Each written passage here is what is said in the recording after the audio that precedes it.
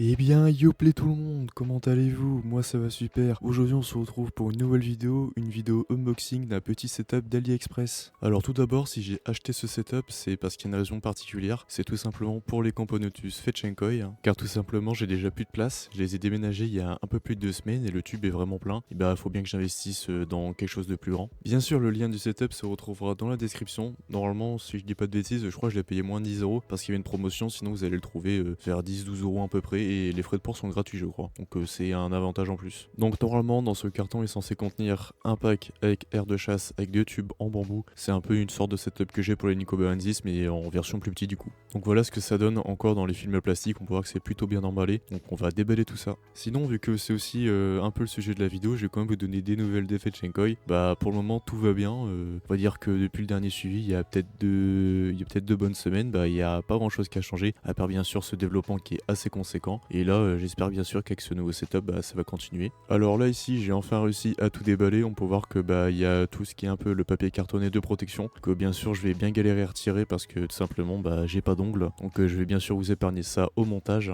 Après bien avoir galéré, voici ce que ça donne, donc bah comme d'habitude c'est plutôt de la bonne qualité.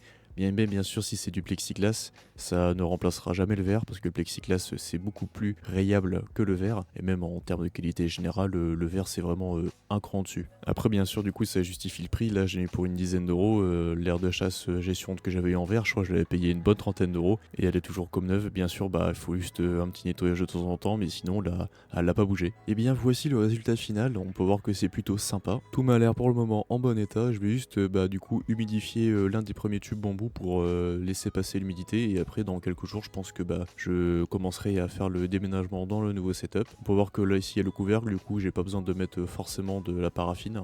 On peut voir qu'aussi que l'air de chasse permet de relier à un tuyau de raccord, ce qui est plutôt cool. Ça permet de mieux déménager une colonie et non pas de la déménager, disons dans le cas un peu forcé, c'est-à-dire de simplement prendre le tube et tout jeter dans l'air de chasse. Sinon pour le moment je suis plutôt content du kit et j'espère que ça va continuer ainsi. Je pense que j'en ai maintenant fait le tour avec ce kit. Si vous avez aimé cette petite vidéo unboxing très rapide, n'hésitez pas à me le faire savoir avec un petit pouce bleu. Et si vous avez des questions, n'hésitez pas à mettre un petit commentaire, je répondrai à toutes les questions si vous en avez. Et n'hésitez pas à vous abonner pour suivre les prochaines vidéos. Sur ce, moi je vous laisse ici. Allez, salut tout le monde!